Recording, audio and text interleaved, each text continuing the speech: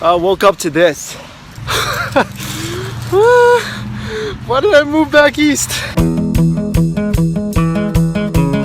I wish it wasn't so snowy and cold, but I am really psyched to see this college again. Here we go. This is the dormitories. That's Dobson Hall, and I think that's. I don't even remember. I was an RA my second year of college, so I spent my entire life in the dorms, and I probably lived in around 4 or 5 of the dorm buildings. And I'm gonna tell you guys this right now. At least 3 of them were extremely haunted. This is the first haunted dorm. This is called Centennial Hall. I live like right there. Of course, the story was that a couple of students died in the dormitory, and now there's an attic actually in that dormitory. So if you go up to the attic sometimes, and there's for some reason a weird old rocking chair there, and that rocking chair would just rock on its own. And when you live like below the story of that rocking chair, you can even hear it creaking. It feels so weird walking on this campus again. Nothing's really changed. It still looks the same. It's been over a decade. Ooh, let me show you another haunted building. By the way, that right there, that is the Sunken Garden. We believe that if you kiss your date in the Sunken Garden at midnight, you're gonna get married. Now that, I don't know if that's true actually. It never really happened to me, so can't testify to that. This building is incredibly creepy. This is called the John Kirk Memorial. Inside this building, there's a museum. And inside that museum is a lamp. Kid you not, lamp made out of human skin. I've touched it. It was the most creepiest thing ever. It was something that was the result of the Holocaust, and I don't know how it ended up here. So you guys see this hole in the ground? This is what we call the internal flame. Now the problem is the internal flame is never on, so we just kind of call it the eternal hole in the ground.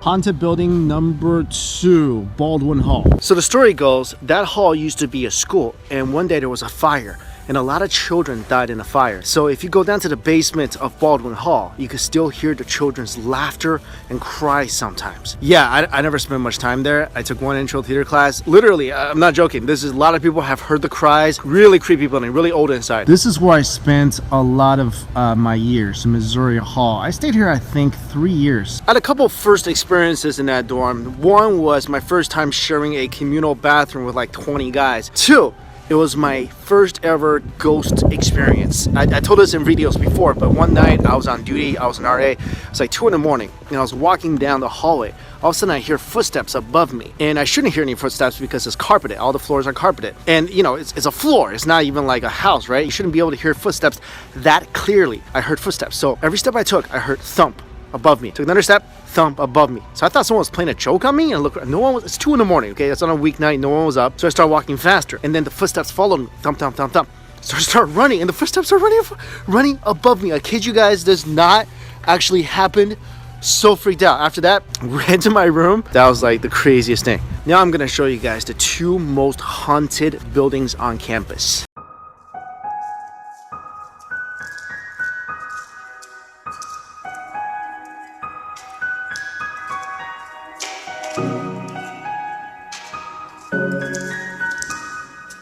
This is Ryle Hall. I stayed here for about a year. Ryle Hall is one of the most haunted buildings on campus. It's actually haunted by a ghost named Joan. So Joan was a RA back in the 70s or 80s, I think, and she was staying over at her boyfriend's place. And while she was staying over at her boyfriend's place, they got carbon monoxide poisoning and they both died. So after that, her dorm room was like seeing out of the poltergeist. Books flying everywhere, objects falling off the shelves. It's just like literally something out of a horror movie. It got so bad, the school actually had to call a priest and conduct an exorcism in that room. After that, everything calmed down. But story goes, after the exorcism, the girls were playing with a Ouija board because, you know, they're stupid. Ouija board's not a toy, guys. They're playing with a Ouija board trying to talk to Joan, and they somehow reached her. And through the Ouija board, supposedly Joan said, "I will always be here looking after my girls," because Ryle used to be an all-girls dorm as well.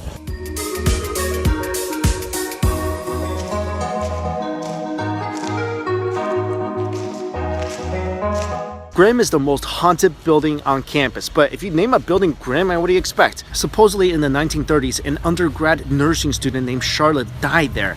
and some say she died because she was diabetic and she didn't have enough insulin over break.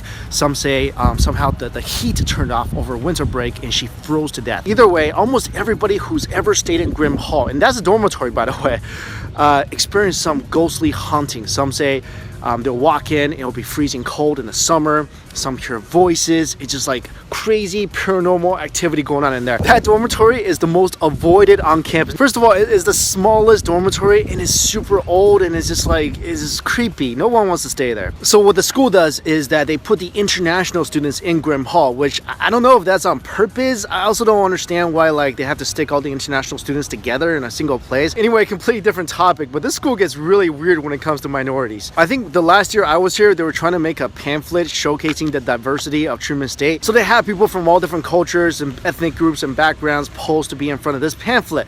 But the problem was they put everybody but a white person. So if you looked at that pamphlet, you would literally think like no white kids went here, which is the opposite of the truth.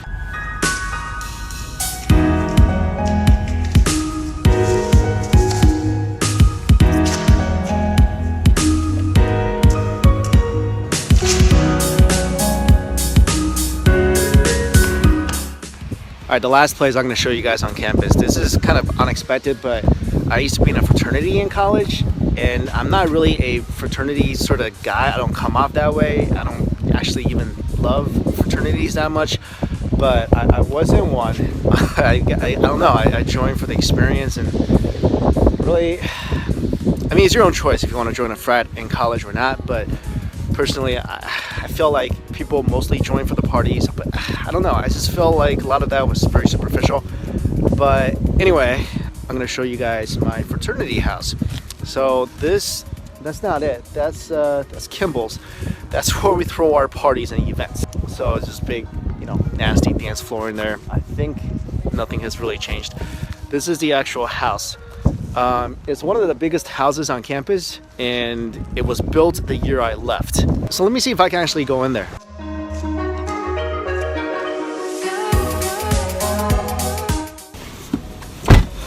Nobody's there. I am glad that I came during spring break because nobody is around. The campus is prettier, it's easier to get around, but unfortunately that also means that I don't have access to the frat house. And I actually wanted to eat in the dormitories one last time. Not because it ever tasted good, it's just, I don't know.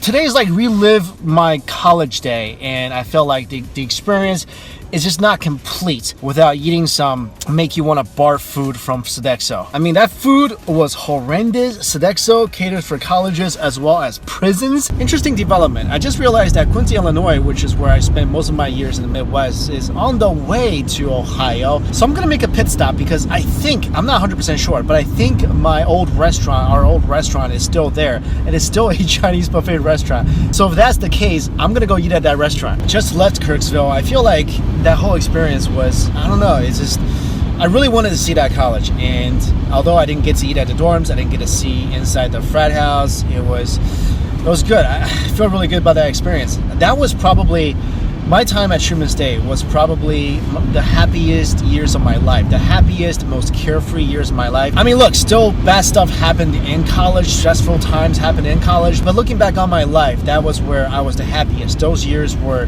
really just so carefree and happy. And my advice to you guys who are still in college, stay in college, because the real world, that's not nearly as fun. Even though you have to eat dorm food and you don't have any money, that's still a lot more fun than real life. I only went this time because I'm driving through the country again, which probably most likely will never happen again. I don't think I will ever come to this college on purpose because it's kind of really out there in the middle of nowhere. I would have to drive to St. Louis or Kansas City and drive a couple hours on back roads to get to this college. So more likely than not, that was my last visit. And I felt like that was a lot of fun because, as I mentioned, those were the happiest years of my life. And it's just really cool to be in that place again and have all those memories come back and just be swimming in that pool of nostalgia. And I really want to thank you guys because I know this isn't some really popular place. This isn't some awesome travel destination. It's my old college. Nobody cares. But thank you for letting me take you along with me, so I'm not just some idiot walking around an empty campus with tears rolling down my cheek. I do want to say that after living in New York City, living in San Francisco, and going back to Kirsville, I have no clue how I was ever able to stay in that town for 4 years. Like, don't know how it happened because there's literally nothing there. Haven't seen that in a while. There's a huge Mennonite population around Kirsville. Wild turkeys.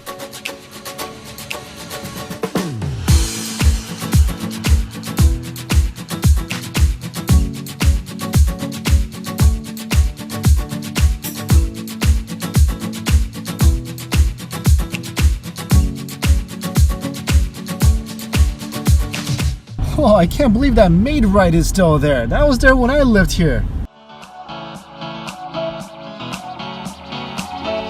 There it is. That used to be my parents' restaurant, and we used to live on the second floor of this restaurant.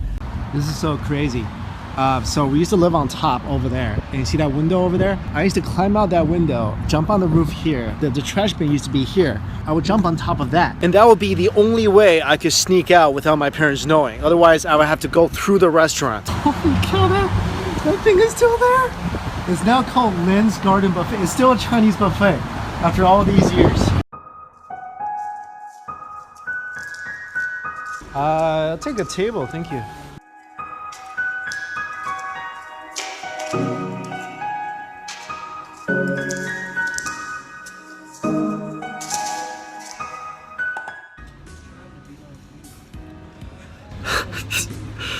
This is so unappetizing. Chinese food that Chinese people would not eat. I think when we were here, we tried to put on some good dishes. We had a ton of stir-fried veggies. Our fish was actually really decent. Our dumplings were handmade. Look at this white thing on this fish, and it's, oh my god, it is like tough. I don't think I can eat that much of this stuff. I just wanted to sit here one last time. It's so different, yet we moved around a lot because my parents own restaurants in a lot of different cities, but the most time I ever spent was here. I think I spent 8 years of my life here, and working here and then living upstairs. It's just crazy being back. The feeling is nice. I'm scared of that. Get up and hit the road. Oh, that's my fish tank.